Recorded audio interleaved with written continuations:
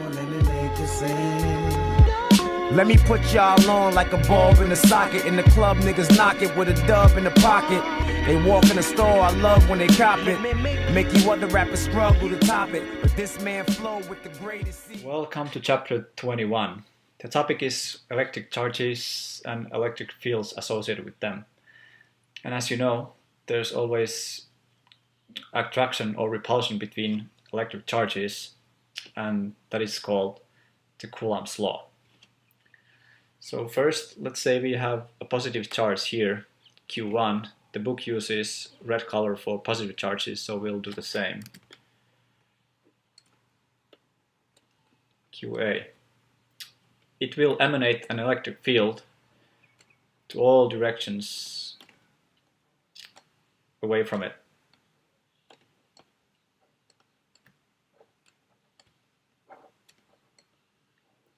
Something like this. The magnitude of the electric force of the electric field is denoted by A or E, which is constant K times Q, let's call it QA, over R squared, where R is some distance away from the charge QA. And K has the value 9 times 10 to the 9 Newton meters squared over Coulomb squared, where Coulomb is the unit of an electric charge. The electric field itself doesn't do anything unless there's something that reacts to the field, and for that purpose we have a test charge Q here. Let's assume they're both positive charges, so there's a repulsive force between the two, and that force can in fact be expressed as F, so it's the force resulting from A that affects Q. It can be expressed in fact as a product of the field of the source, E, times the test charge. And this is simply the Coulomb's law, which can also be written in this form by using this expression, K times QA, the charge of the source, divided by the distance between the two charges, and then the magnitude of the charge that we are interested in. Let's put another charge here, and in this case it's going to be negative. For negative charges, the field is always towards the charge itself, so the electric field vectors would look something like this. Let's call this QB.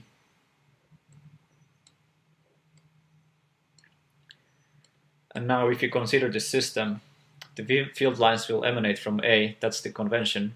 They emanate from the positive charge, and they will end up in the negative charge, something like this. Making wide turns here and then going all the way, coming back, and also the easy way here. Something like this. A very common problem is to determine what is the combined effect of these two charges on our test charge Q. So let's have the positive charge here, QA, and QB would be here.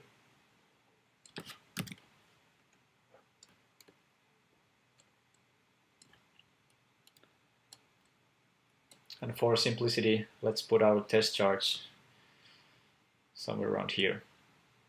That's Q.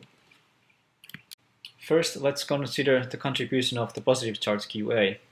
Because it's a positive charge, we know that the electric field is away from it, so the electric field vector at this point Q would look something like this. It has a direction or angle QA, which is of course the same as over here. Okay, let's make some space here. The next step is to divide this E total, let's call it EA, the electric field due to A, into its components. In x direction, we would have simply EA. In x direction, it's going to be the EA and the cosine of the angle theta. And in y direction, it would be EA in y direction, EA times sine of the angle theta A. We are doing this because next we have to consider the contribution from the charge QB. To illustrate that, let's make some space here. Move this one away.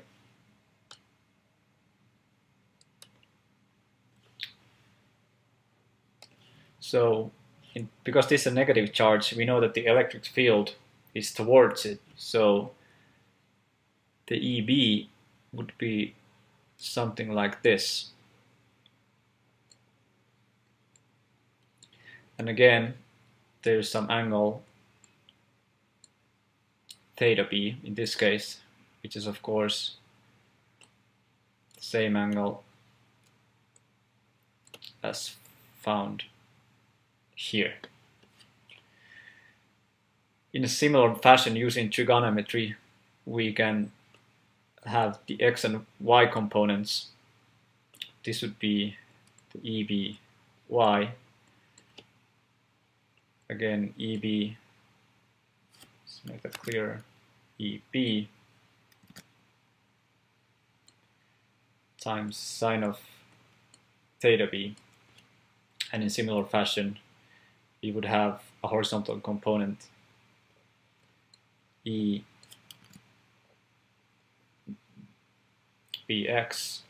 which would be EB times cosine theta B. So that would be over there, over or imposed with EAX.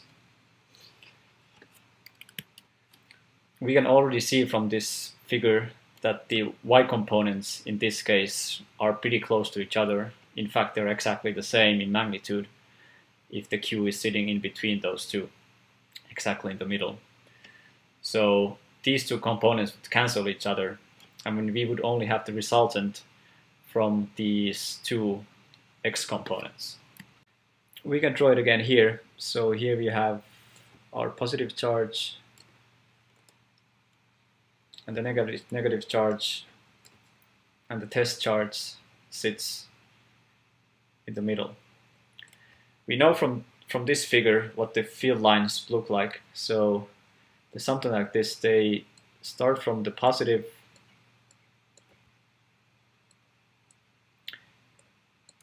and then we'll level off and bend towards the negative charge. Let's divide here for clarity. And we calculated that the electric field vector due to EA is something like this. That's EA, the total of A, and EB would be something like this, EB. And just doing the vector addition here graphically, it's EA plus EB, the total vector would then be sum of the two x components because the y components cancel each other. So this is our total electric field, and it is a vector that has a direction and a magnitude. Magnitude given by expression similar to this, but it's a combination of the two charges or the two fields. So we have our E total, and this makes sense the direction wise because the electric field vector should always be tangent to the electric field line, as is the case here.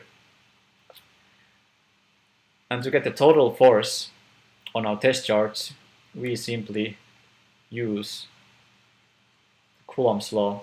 The total force on our test charge Q is the total electric field at its location multiplied by the magnitude of the charge. If this charge is positive, like in our case, we see that the force is in the same direction as the electric field. And this makes sense because the positive charge is being repelled by this one and attracted by this one. On the other hand, if this Q would be negative charge, then we would have a minus sign here in our equation, and that would mean, let's remove it for now, and that would mean that the direction of our force would be opposite to the direction of the electric field. And that would also make sense because in that case, if you have no negative charge here, this one would attract that charge and the negative charge here would repel it. So our F vector would go in that direction. The recipe for solving these kind of problems, it's pretty much what I showed here. So the first step is to determine the total electric field wherever our test charge is located. And it is a vector quantity, so the electric field always have direction and magnitude. And those two can be determined from the geometry of the situation, like shown here. And once we have the total electric field, the total force acting on the charge follows from multiplying the total electric field by our charge. As I just explained, if this charge is negative, it will reverse the direction of the force. And that simply comes from the fact that its Q has a minus sign in it, which would show up something like this.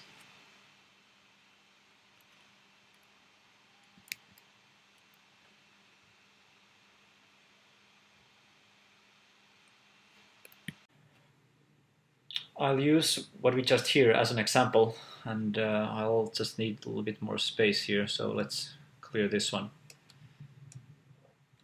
So in this case, the E total would be all the components added in the x direction, so we would have x component from A and x component from B, and these would be in the x direction, and then we would have y component in y direction, or A component in y direction, B component in y direction, like this.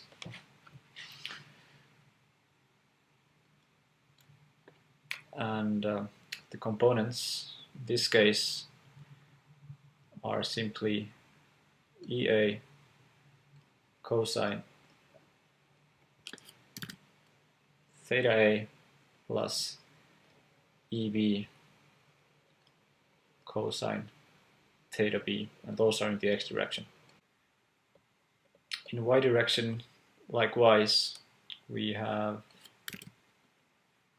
EA sine theta A plus EB,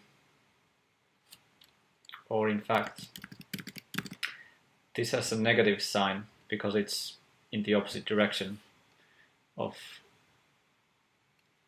EA, so EB times sine theta B. This would be the general form of the electric field in this case.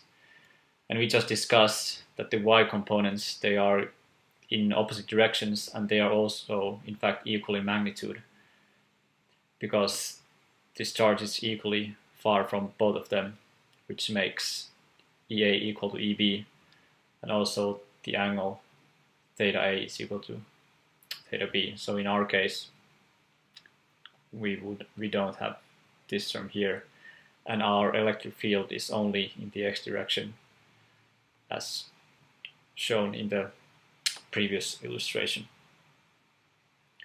And from this, our electric field would be, the force acting on the charge would be E total, the same expression as here, times the charge Q, which comes down to EA cosine theta A plus EB cosine theta B, and it is purely x-directional. And let's not forget the charge Q. So that's pretty much it. When doing these kind of problems, one just have to pay attention which way are the electric fields pointing based on the sign of the charges. And a lot of times you can use the symmetry of the situation to your advantage, like we used in this case, by noting that the y components are equal in magnitude but in opposite directions, and thus they cancel each other. In a lot of situations that comes handy and makes solving the problem much easier and faster. Come on, let me make you sing. This is for my Shaolin shooters and my Brooklyn teens, Uptown Bronx and them crooks and queens. I work like a maid when she cooks and cleans, 'cause it's